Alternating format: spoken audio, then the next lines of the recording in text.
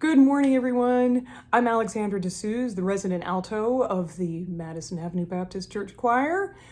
And I am thrilled to be part of the Roundtable on Race. I am just so, this makes me so happy that we are becoming involved in these conversations and we're having more of them. So I'm honored to be part of this today. So let me tell you a little bit about my story. I was a white girl until 2005. See, I grew up in Concord, Massachusetts, which is a beautiful and historic town that is also very, very white. I don't think there were two people in my hometown who were of color. At least I just think of like when I was in school and the kids I saw. So that was a little weird. And from what my parents told me, my heritage was Danish, French, and Scottish. Now, my Danish side, which is my mother's side, I knew this was all for real because my mother spoke Danish. I knew my Danish grandmother who had come here from Copenhagen, and I have cousins there. I still have cousins there. I got to meet my great aunt Matilda, who I think was my grandfather's sister, and she told me I looked like her mother. Yeah, that's a whole other story. But I knew that side of the family. I know that side of the family. I can start tracing that side of the family. As for my father's side, like I said, he said he was of French and Scottish descent, and I had no reason to believe otherwise. Why would he say anything else? But I did always find it a little weird that, he never talked about his family. And mind you, though, he was older. He was 20 years older than my mother. My mother was the third last and favorite wife, as I like to say. His parents were both gone. By the time he married my mother, they were both gone. So yeah, he just didn't talk much about them. I knew he had a sister, my Aunt Nell, and I knew she lived in California, and that's it, because we never went out there to see her. She never came out to Massachusetts to see us.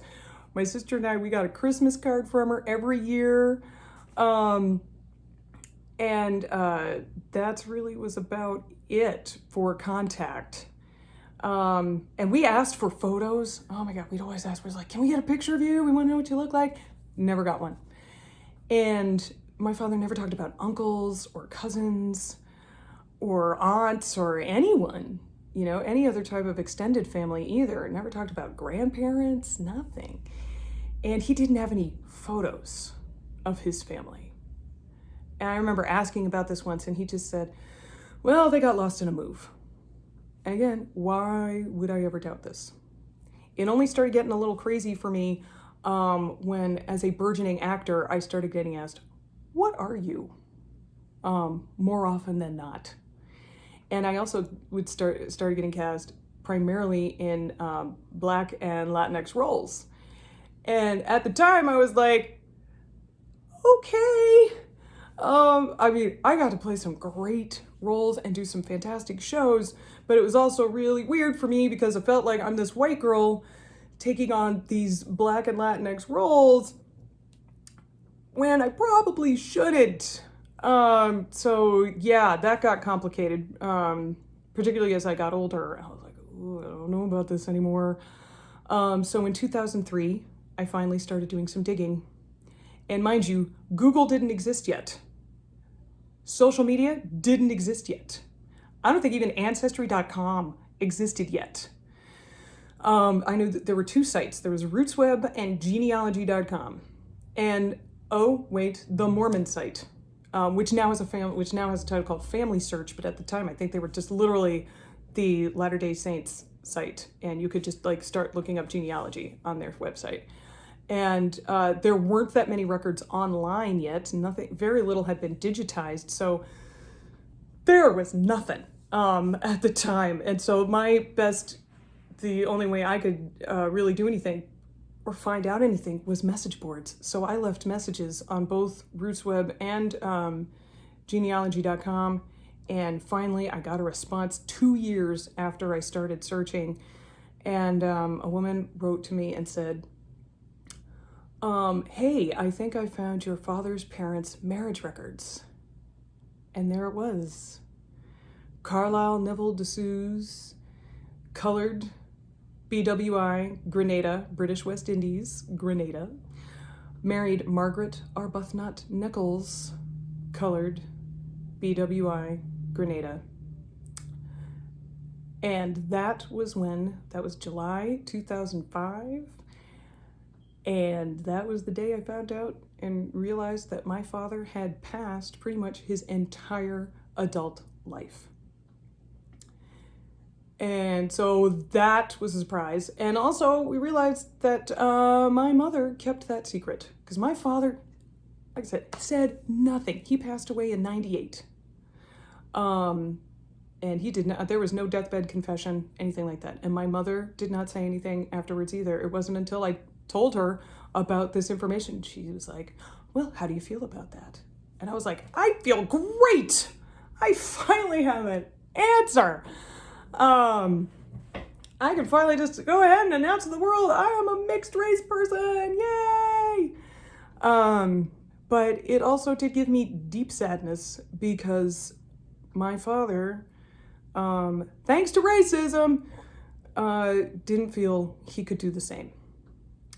And so when all of this started, I mean, this has been going on a long time, but in this particular time with the pandemic and with George Floyd and Breonna Taylor and Elijah McClain and all these people, it really just sort of hit home. I'm not quite sure why this particular time hit home, but it did. And the day before I went to the one protest march I've been to so far, I was talking to my sister about it, and I was like, you know what, we should say something. And so I wrote a statement for us, and I put it up on Facebook, and I'm going to read it now, and pardon me if I cry. My sister and I were talking yesterday morning about the protests, George Floyd and Breonna Taylor, when things suddenly turned to our father. Our father was a black man. For those of you who don't know, our father was Carl de Suze, morning man on WBZ radio in Boston for 40-odd years. He was also a black man. But he went to college in Maine in the 1930s. He pursued a career in broadcast journalism in the early 1940s. He created New England's first children's television show in 1948 to teach children about other cultures. He hit his stride in the 1950s and 60s. He made documentaries about the world when America had a more isolationist bent. And he never told us about his heritage. We don't know when he made his decision to pass for white, or whether his family encouraged it, or if he just made that decision on his own. We just know that his lighter skin offered him the opportunity to pass, and if he hadn't, he might never have been able to pursue said career during that time because racism. We know people asked him, "Where did you get that marvelous tan?" And we know that when the black guide showing us the foundations of what became the slave quarters at Colonial Williamsburg said, "I'm sorry I keep staring, but you're the spitting image of my father. He just passed away." It made him uncomfortable. And we do know that because our father never wanted to talk about it, ever, our mother kept the secret even from us. That is fear. That is the fear of the repercussions of being a black man. We don't know what slurs and comments and jokes our father heard. We don't know what he may have suffered as a child, as a teenager, because he never told us. And he most likely never told us about our heritage for our own protection, despite the fact that our brownness was and is pretty darn visible. "You look just like your father," we would hear. And I'll bet that terrified him. Because of racism, systemic institutional racism, our father felt he had to hide himself. And he could.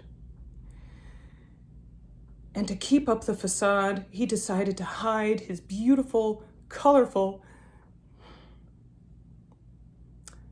Caribbean heritage from his children. We are proud of our Danish heritage on our mom's side. Vikings! But we never got to know and be proud of the West Indian side. Can we get some love, Grenada? We have to learn about that on our own. No matter who you are. Black, white, Asian, Latinx, indigenous, mixed, gay, straight, trans, non-binary, do not hide yourself. All of you matters.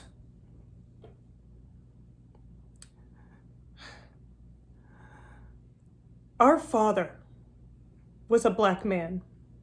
We are his mixed daughters. I marched yesterday for him.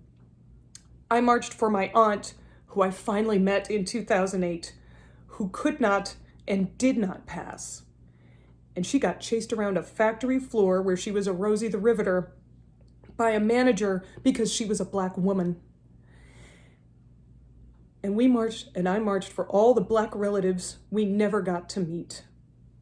Share your real name with the world. Share your full heritage with the world. We are who we are. And we don't ever need to change that. Be you. Love you. And don't let anybody convince you that you are less because of it. And that's my story. Thank you very much.